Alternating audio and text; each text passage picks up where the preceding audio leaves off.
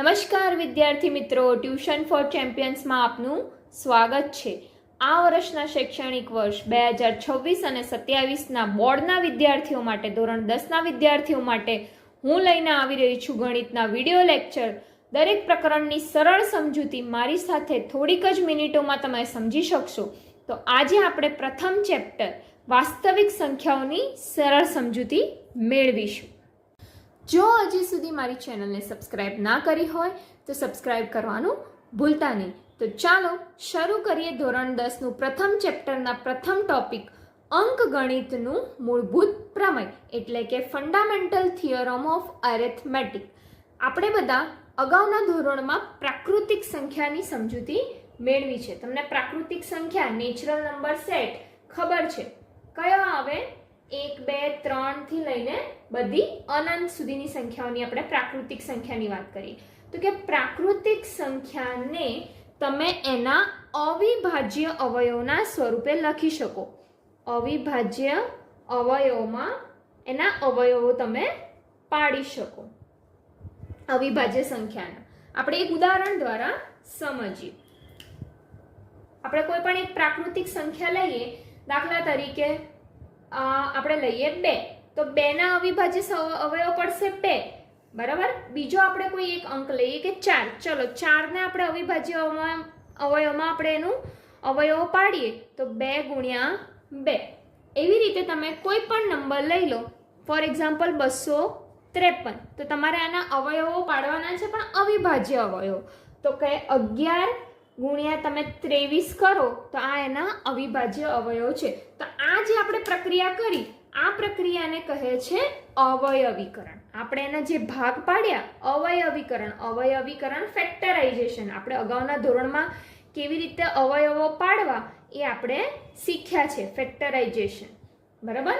તો આ પ્રમેયમાં આપણે જે અંકગણિતનું મૂળભૂત પ્રમેય, આ પ્રમેય ભણીશું। આમાં આપણે જે પણ વિભાજ્ય સંખ્યા છે, જે પણ સંખ્યાના આપણે વિભાજ્ય સંખ્યા છે જેના અવિભાજ્ય અવયવોના ગુણાકાર તરીકે દર્શાવી શકીએ તે આપણે સમજીશું। પ્રમેય 1.1 આપણી બુકમાં ચોપડીમાં આપેલા છે પ્રમેય। આ વર્ષે આપણને દરેક અલગ અલગ પ્રમેય વિશે સમજવાનું। તો પ્રમેય 1.1 શું કહે છે? તો મેં જે હમણાં તમને અગાઉ સમજાવ્યું કે દરેક વિભાજ્ય સંખ્યા એટલે કે જે સંખ્યાના તમે ભાગ પાડી શકો, વિભાજ્ય સંખ્યા ને એના અવયવોના ક્રમને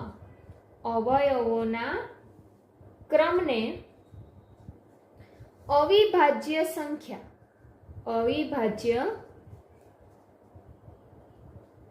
સંખ્યાના ગુણાકાર તરીકે દર્શાવી શકો, ગુણાકાર તરીકે લખી શકો।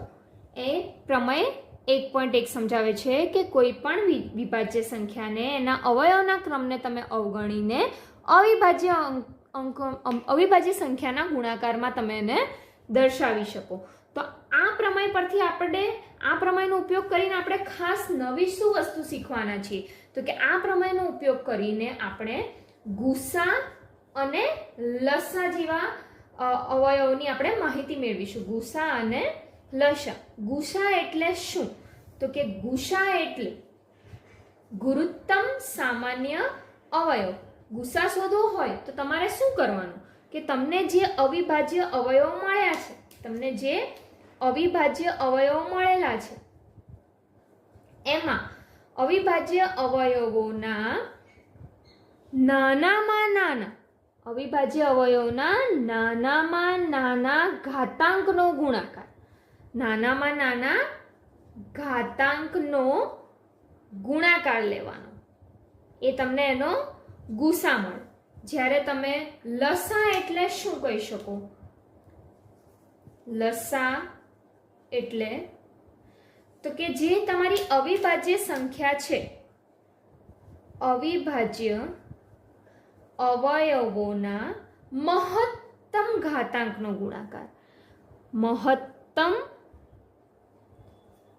ઘાતાંકનો ગુણાકાર। તો તમે ગુસા અને લસાની વ્યાખ્યા સમજ્યા કે ગુસા એટલે અવિભાજ્ય અવયવનો નાનામાં નાના ઘાતાંકનો ગુણાકાર, જ્યારે લસા એટલે મહત્તમ ઘાતાંકનો ગુણાકાર. તો જો તમને કોઈ પણ બે સંખ્યા આપેલી હોય, ધારો કે a અને b, હવે તમારે એનો ગુસા અને લસા શોધવો છે. જો તમને કોઈ એક ગુસા અને લસા શોધવા માટેની તમને કોઈ પણ કિંમત આપેલી હોય બે સંખ્યા a અને b, તો એનું સૂત્ર છે, તમારી પુસ્તકમાં તમારી ચોપડીમાં સૂત્ર આપ્યું છે કે ગુસા, જે સંખ્યાનો ગુસા શોધવાનો હોય ગુસા એને ગુણ્યા લસા બરાબર તમારી આપેલી બે સંખ્યાઓનો ગુણાકાર a ગુણ્યા b. તો આ સૂત્રની મુજબથી જો તમને ગુસા અને લસા શોધવો હોય તો તમે સરળતાથી શોધી શકો. ચાલો એક ઉદાહરણ દ્વારા આપણે શોધીએ. અહીંયા તમને બે સંખ્યા આપી છે 96 અને 404. અહીંયા તમને કીધેલું છે કે આ બંને સંખ્યાનો ગુસા અને લસા શોધો. તો તમને અગાઉ જણાવ્યા પ્રમાણે તમારે કોઈ પણ વસ્તુનો ગુસા લસા કોઈ પણ સંખ્યાનો શોધવો હોય તો તમારે એના અવિભાજ્ય અવયવો પાડવા જરૂર. તો ચાલો 96 ને આપણે અવિભાજ્ય અવયવીકરણ ફેક્ટરાઇઝેશનની રીતે આપણે અગાઉ શીખ્યા છે એ પ્રમાણે આપણે એના અવયવો પાડીએ તો કે 2/5 ગુણ્યા 3 અને 404 ના અવયવો છે 2/2 ગુણ્યા 101. હવે આપણે ગુસા શોધવાનો છે. તો કે ગુસા કૌંસમાં તમારે બે સંખ્યા લખવાની બરાબર તમને અગાઉ કીધું કે નાનામાં નાની ઘાતાંકનો ગુણાકાર. તો અહીંયા નાનામાં નાની ઘાતાંક 2/5 છે ને અહીંયા 2/2 છે. તો નાની કઈ થઈ તો કે 2/2 એટલે કે 4.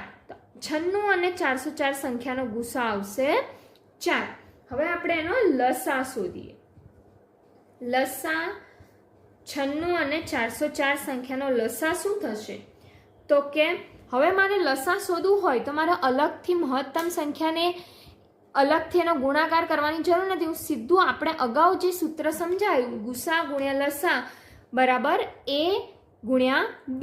તો હવે હું ડાયરેક્ટ આ સૂત્ર વાપરી લસા બરાબર a ગુણ્યા b એના છેદમાં ગુસા, આ સૂત્રનો ઉપયોગ કરી અને હું સરળતાથી લસાની કિંમત શોધી શકું. 96 ગુણ્યા 404 અને આપણો ગુસા હતો 4. તો તમે 96 ગુણ્યા 404 કરો અને એને 4 વડે ભાગો તો જવાબ આવશે 96. તો આ બે સંખ્યાનો લસા આવ્યો 96. આ બંનેનો ગુણાકાર કરવાનો, જે જવાબ આવે એને તમારે 4 વડે ભાગવાનું છે. તો આપણને જવાબ મળશે 9696. નવો ટોપિક છે અસમય સંખ્યાઓનું પુનરાવર્તન. તો તમે અગાઉના ધોરણમાં ભણેલા છો કે અસમય સંખ્યા કઈ કઈ છે. તો આપણે જોયેલું છે 9મા ધોરણમાં કે વર્ગમૂળમાં 2, વર્ગમૂળમાં 3, વર્ગમૂળમાં 5 વગેરે અસમય સંખ્યાઓ છે. તો આપણે હવે 10મા ધોરણમાં સાબિત કરવાનું છે કે શું ખરેખર વર્ગમૂળમાં 2, વર્ગમૂળમાં 3 આ બધી અસમય સંખ્યાઓ છે. એ પહેલાં આપણને પુસ્તકમાં એક પ્રમેય આપેલો છે જે છે પ્રમેય 1.2, જેની સાબિતી કરવાની નથી. તમારે માત્ર એનું વાક્ય યાદ રાખવાનું છે, એનું વિધાન યાદ રાખવાનું છે. શું કહે છે કે જો p એક અવિભાજ્ય સંખ્યા હોય અને a² એ p વડે વિભાજ્ય હોય, જો એનો વર્ગ p વડે વિભાજ્ય હોય તો એ સંખ્યા પોતે પણ p વડે વિભાજ્ય હશે, એટલે કે એ પણ p વડે વિભાજ્ય હશે. ત્યારબાદ આવી રહ્યો છે પ્રમેય 1.3, જેનું વિધાન છે વર્ગમૂળમાં 2 એ અસમય સંખ્યા છે. તો આ પ્રમેયની આપણે સાબિતી મેળવવાની છે. ચાલો સાબિત કરીએ આપણે પ્રમેય 1.3. તો સૌપ્રથમ આપણે એવું ધારીશું, આપણે સાબિત શું કરવાનું છે કે વર્ગમૂળમાં 2 છે એ અસમય સંખ્યા છે. પણ આપણે અત્યારે ધારીએ, આપણે સાબિતી કરીએ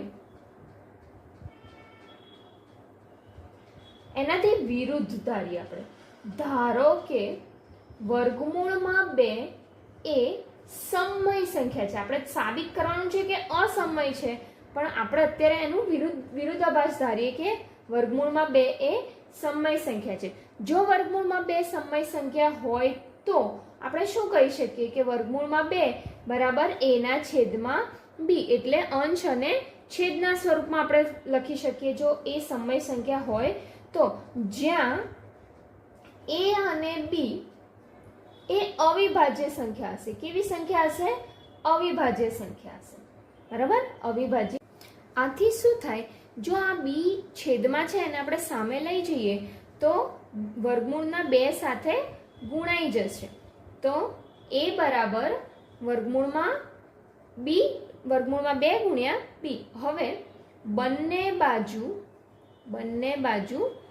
વર્ગ કરતા, જો તમે બંને બાજુ વર્ગ કરશો તો શું આવશે જવાબ કે 2b² બરાબર a². આનો અર્થ એવો થાય કે a² એ 2 વડે વિભાજ્ય છે. 2 વડે વિભાજ્ય છે.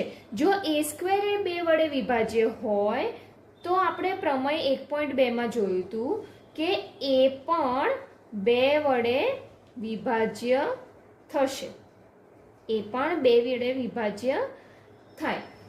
હવે એવું ધારો કે આપણે જોઈએ, ધારો કે a ની કિંમત આપણે 2c લઈએ, 2c, અને વર્ગ કરતા, બંને બાજુ વર્ગ કરતા, તો શું થશે? a² બરાબર 4c² થશે.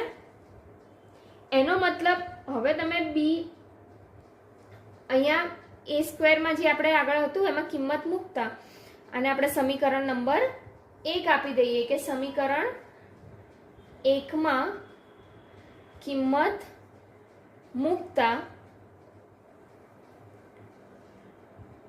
2b² બરાબર 4c², એટલે કે b² બરાબર 2c².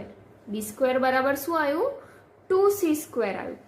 તો એનો મતલબ શું થશે કે b² એ 2 વડે વિભાજ્ય છે. જો b² એ 2 વડે વિભાજ્ય હોય તો આપણા પ્રમેય 1.2 પ્રમાણે b માટે b એ 2 વડે વિભાજ્ય થાય. બરાબર. તો હવે આપણે તો અગાઉ એવું ધાર્યું હતું કે a અને b એ અવિભાજ્ય સંખ્યા છે, પણ અહીંયા આપણને શું મળ્યું કે a પણ 2 વડે વિભાજ્ય છે અને b પણ 2 વડે વિભાજ્ય છે. આથી આપણે એવું કહી શકીએ કે આ આપણું જે ધાર્યું હતું કે વર્ગમૂળમાં 2 એ સમય સંખ્યા છે એ વિરોધાભાસ થયું. એટલે હવે આપણે શું કહી શકીએ કે તેથી માટે વર્ગમૂળમાં 2 એ અસમય સંખ્યા છે. વર્ગમૂળમાં 2 એ અસમય સંખ્યા છે. ફરીથી એક વખત રિપીટ કરું, આપણે ધાર્યું હતું વર્ગમૂળમાં 2 એ સમય સંખ્યા છે અને એવું કીધું હતું કે a અને b જો એ સમય સંખ્યા હોય તો એ અવિભાજ્ય સંખ્યા હોય. પણ આપણે આગળ સાબિતી જોઈ તો આપણને એવું મળ્યું કે a એ 2 વડે વિભાજ્ય છે અને b પણ 2 વડે વિભાજ્ય છે. માટે વર્ગમૂળમાં 2 એ અસમય સંખ્યા થાય. Don't forget to like, comment and subscribe. Thanks for watching.